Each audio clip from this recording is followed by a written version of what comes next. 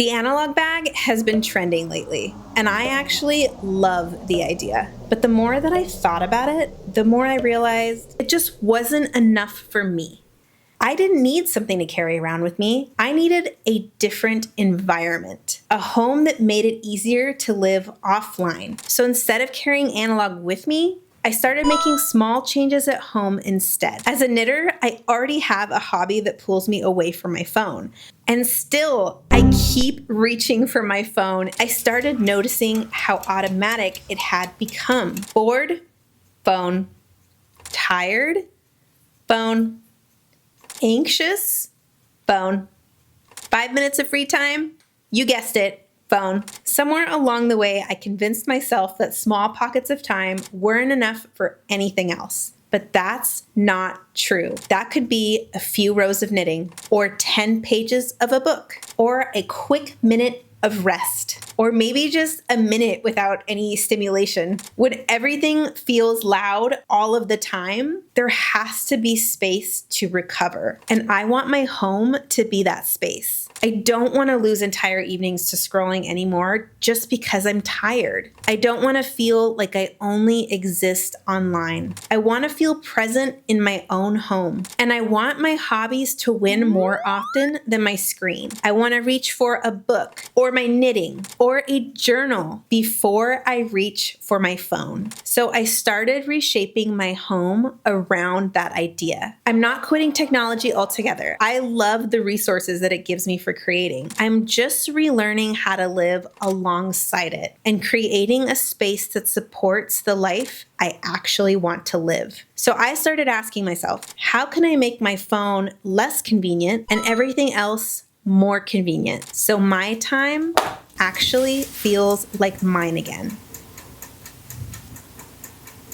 Hello and welcome to Knit Cheek. My name is Natalie and I am the cheek behind Knit Cheek, and I have a bit of a phone addiction. So today I'm going to make my home more analog so that I can spend less time online. This video is about redesigning my home so that I can live my life more intentionally. So my goals for today are to make my phone less convenient and to make my hobbies more convenient by adding friction to the habits I want to do less of, like scrolling, and removing friction from habits I want to do more of, like knitting and reading. I do not plan on quitting technology. Technology is very useful. I am a modern human being. I text, I use maps. I am literally talking to a camera about to post this on the internet. So I do not want to get rid of technology altogether. I'm just trying to learn how to live alongside it in a healthy way. This is also not a phone detox. I've actually done a few phone detoxes in the past, and while they can be really rewarding in the present, they just don't stick because they don't build habits or change my environment. I want to be able to keep technology in my life in a way that supports me instead of pulling me into mindless scrolling. A quick note about the irony. I realize that I am talking about being present while posting a video online for your entertainment. The irony is there. I love YouTube and I love creating YouTube videos. I also love to watch YouTube. I feel like long form content is the least overwhelming when I am trying to wind down or looking for something to listen to or to consume. There are so many creators out there who are making really enjoyable content that isn't just trying to sell you something or just trying to grab your attention constantly and overwhelm you. I'm filming these changes, but I plan on continuing these habits even when the camera is off. And I'm hoping this video inspires you to do the same while still being able to consume some of the content that you enjoy online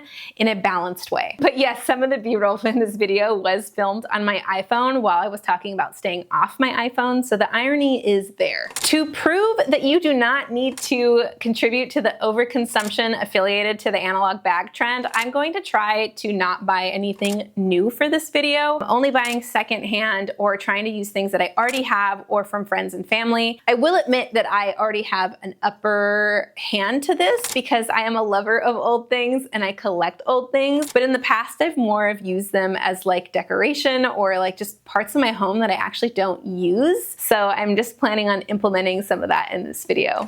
I really want to show that this shift doesn't have to be about buying new things, but I do understand that if you're looking for a new hobby or new interest to keep yourself off your phone, that you may need to do that. So I'm approaching this differently by purchasing secondhand, local, or by using things that I already have. Another upper hand that I already have is that I'm a knitter. So I already have a physical hobby that I cannot do while scrolling on my phone. Not to say that I don't get distracted and pick up my phone all the time when I'm knitting, but I already have a hobby and I already have the materials that I need for that hobby. So if you don't already have a hobby, I recommend trying one thing at a time instead of buying like 3 or 4 trendy things that may not stick. Some examples can be reading, which you can get books from your local library, coloring, journaling. Try one thing at a time before you invest a lot of money into that hobby. Some beginner hobbies that I would recommend are reading, which is a great one because you can find books at your local library. Puzzling can be a good one. You can also find a lot of puzzles at your local thrift store. Coloring is really popular right now, and or journaling can start off inexpensive, can maybe get expensive eventually, but I think these are all like entry-level hobbies that don't have to cost you a ton of startup cost right away. So first, we need to make my phone slightly less convenient.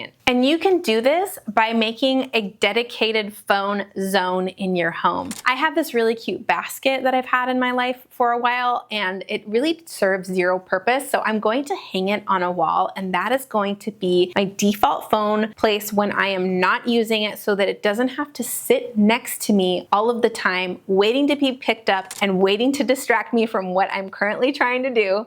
I also moved where I charge my phone instead of next to my nightstand. I am now charging it in my living room on my media table underneath my TV. So now my phone is not right there ready for me to do my quick morning scroll, and I have to intentionally get up to come get my phone in the living room in the morning. I've also seen some trends where people will chain their phones to the wall, which I think is really cool. I'm kind of doing that with the basket, but I'm not going to physically chain it to the wall. I've also seen some ways that people are using like Bluetooth phones to use like a retro phone to connect to their phone, so they don't have a phone when they talk, they have a physical phone, a retro phone. And although I think that's a cool trend, I actually don't talk on the phone that much. I don't like to talk on the phone.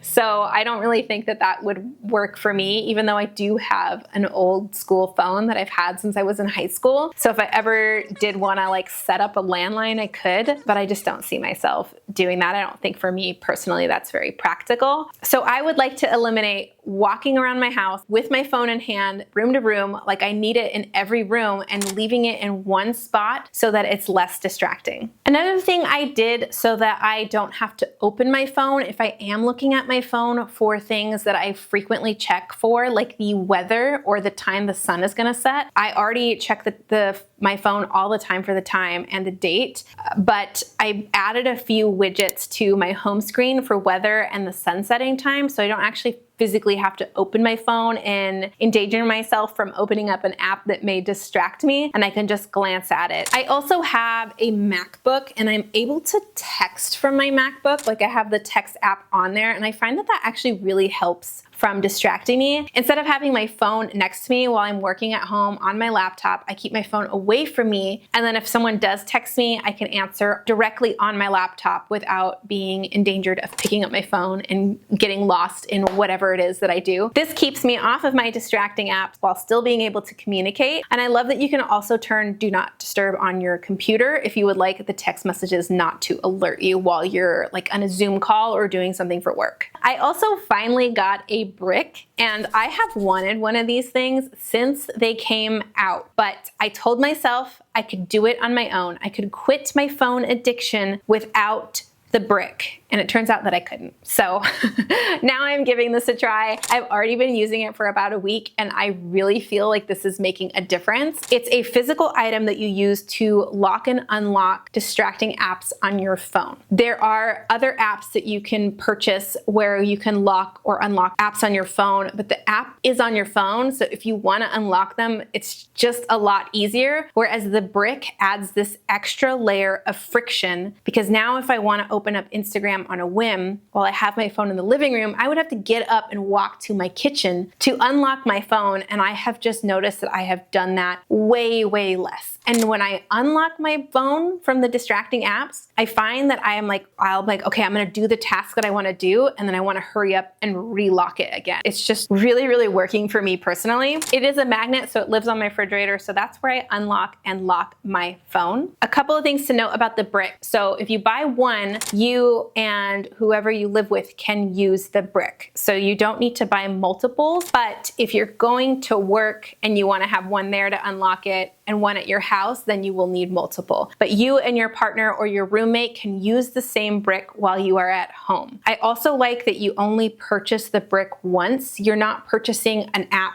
monthly or yearly. You just buy the brick. There is no subscription. There is no app charge, even though there is an app. You just, the one-time payment and you're done. I do have an affiliate link for the brick in my description for 10% off if you are curious to give it a try. So now that I have made my phone a little bit less convenient, now I want to make things in my home more convenient so I reduce the chance of accidental phone reach. The biggest thing that I did to help with this is clocks. And I feel like this is just so obvious. I don't know when it happened that we made this shift that nobody has analog clocks in their homes anymore. I may be wrong, maybe you do, but I personally can't remember the last time I had a wall clock or a physical clock in my home. I have even gotten to the point where I stopped setting the clocks on my microwave, my oven, and even in my car because I was just so reliant on my phone for the time. So I have gotten a few clocks around my house. I'm also wearing a wristwatch. Like, who would have thought? Who would have thought? Just to prevent myself from checking the time. And I found that I check the time compulsively and pretty consistently. To remove that one thing from accidental phone reach, I think has reduced how many times I pick up my phone quite a bit. It's also kind of a fun way of training myself. I feel like I never really fully learned how to read an analog clock. Like, yeah, I understand how it works, but like if you quickly look at one without numbers, I have to like sit there and like be like 1, 2, 3. But I'm slowly kind of getting better at it as I've been like not relying on my phone and relying on the analog way of telling time. And I feel like it's just kind of a new thing to me, and it's been really enjoyable. I also have this very old clock that I've been using in my living room, and it has to be wound like every other day. And it's become this like ritual because I charge my phone next to it. So in the morning I get up, there's my phone waiting for me on the charger. It's an alarm clock, but it's too loud to live in my room. Like, this thing sounds like a ticking bomb. So it lives in my living room, but I will still set the alarm. And so when I wake up in the morning, I have to get up, I have to come out here and turn it off. My phone's there on the charger. I can see what time it is. I can see the time on my clock, and then if it's stopped working, if I need to wind it, I'll wind it every other day and then reset the time. And that's just become like a fun ritual for me, like in the morning to do. And I don't know, I just feel like it's this quirky little thing and I love it.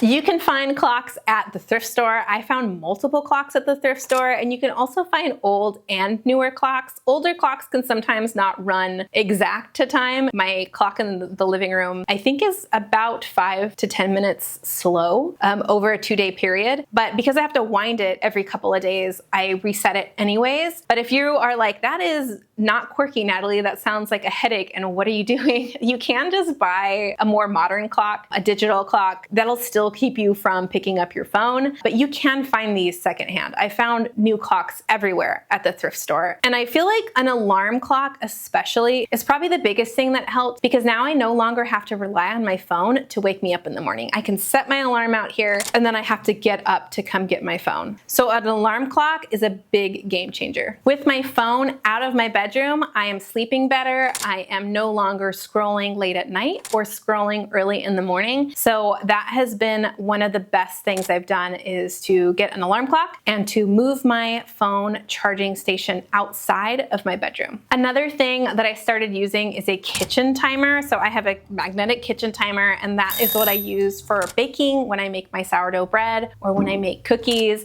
I am now trying not to rely so much on my phone timer and using my kitchen timer. I will also do this when I need timers for whatever else as well. Like if I'm like, okay, I need to make sure that I start getting ready in 30 minutes, I will go to my kitchen and set that kitchen timer and then just listen to that instead of using my phone as my timer. Another thing I've been implementing to reduce accidental phone reach is a perpetual calendar. And that is a calendar that you can change daily. I feel like the ritual of waking up in the morning, resetting that perpetual calendar, then I am looking at the date. I am also putting it near my planner. So when I'm planning and I'm looking at that date, confirming that it's on my planner, the date more likely sticks in my head than it used to. So I'm not checking my phone throughout the day to double check what date it is because I flipped it this morning. It's going to stick in my brain. So I have a wall calendar in my kitchen. It's like a dry erase marker calendar. I've fallen a little behind on actually updating it. So I would like to get back in the habit of writing the dates and important things that are going on that calendar so that I can reference that calendar instead of having to open the calendar on my phone. Step number 3 is to make my hobbies more convenient.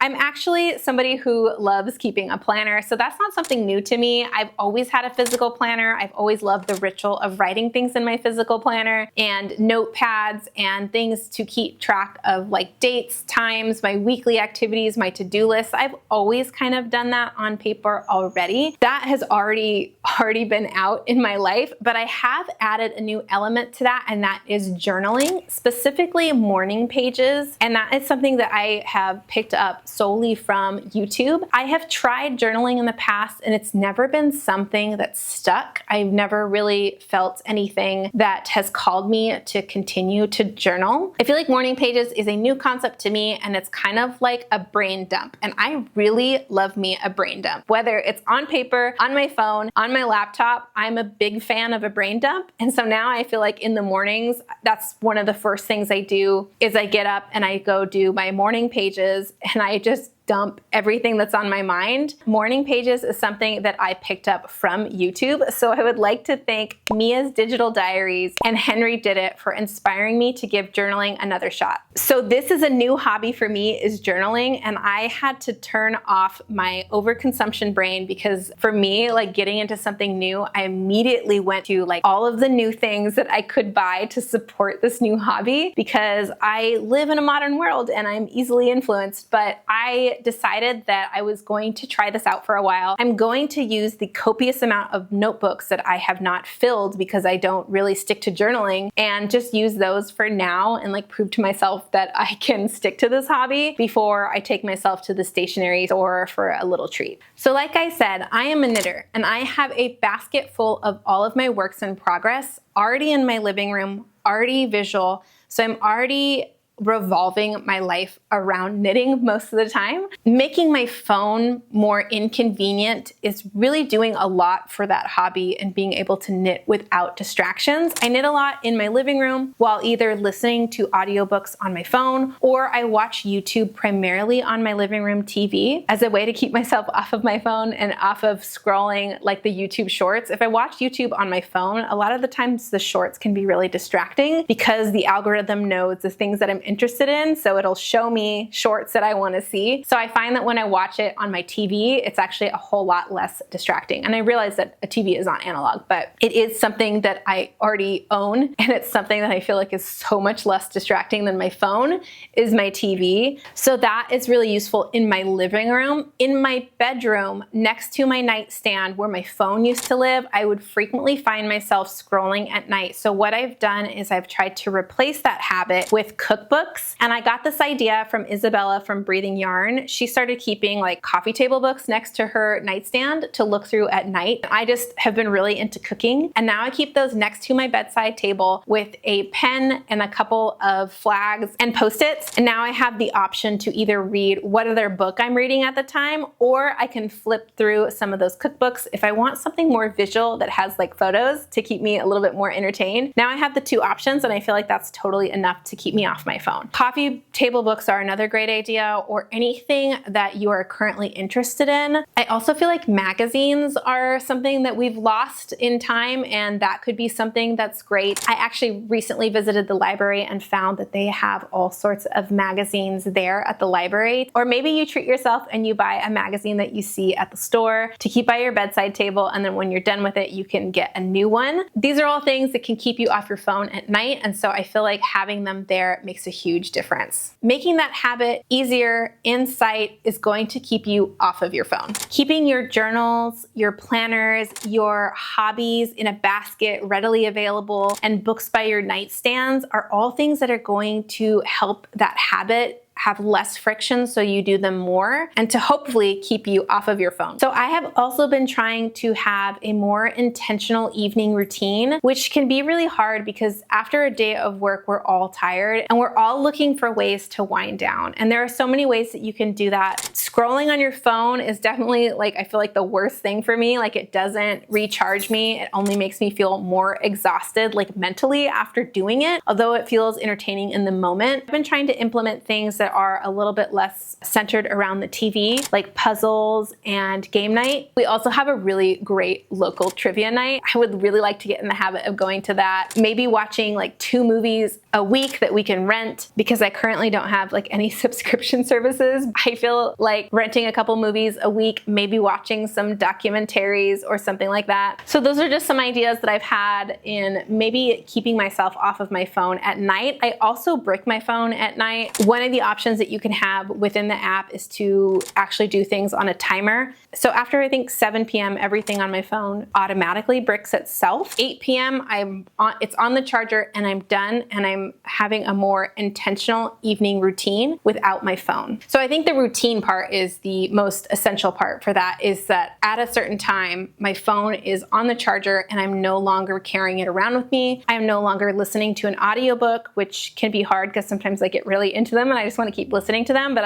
I feel like after 8 p.m., I need to switch to my physical book anyways. And that could be a Kindle or e-reader or a physical book. I tend to always have a physical book that I'm reading. And I really, really do love the resource of a local library. You do not need to buy new books. You can get them from the library. I'm actually somebody who has had a record player throughout my adult life, and I do have some records, but I've been trying to collect more records. So if you have any recommendations for good albums, the thing that's interesting about records that's so different about modern day music consumption is that you can't switch around songs as easily. I mean, you could, but it's relatively hard to find the song, and it would be hard to do that for a short song. So you kind of have to find an entire album that's worth listening to. And so I've been thinking of albums that I would like to purchase. I do have a couple already, but of other albums that I want to add to my collection that I can throw on during the day while I'm just at the house, so I don't feel like I have to have constant distraction with the TV or an audiobook or the music from my phone. I can just use my record player and just try to use it more. But again, that's something that I already have because I'm somebody who actually has always liked analog even before the trend. So I'm just trying to implement my life into using the things that I already have so I don't have to go out and buy new stuff. To summarize this video in very straightforward terms, I am making my phone less convenient and my hobbies more convenient, and setting areas up in my home so that I will always choose hobbies or habits that I want to do besides being on my phone. And I'm trying to use my phone more intentionally by limiting the access to it and the times that I can use it. So now that my environment supports my goal of less phone time, I've reduced accidental phone reach, I've made my habits and my hobbies more accessible, I want to do a little experiment. So in my next video, I'm going to be replacing the habit of scrolling on my phone, specifically with knitting socks. So if you want to see if I can reduce my screen time by knitting socks, make sure that you're subscribed. Hi everybody, it's Editing Natalie, and I am here to announce the winner from my 2 years on YouTube video that I posted last month. And the winner is Rebecca Haggerty 1510. So Rebecca, if you will give me an email at knitcheek@gmail.com, I will make sure to get you your Ravelry pattern of your choice. Thank you guys. Thank you so much for watching this video. I hope that you enjoyed it, and I hope that I see you next time. Bye.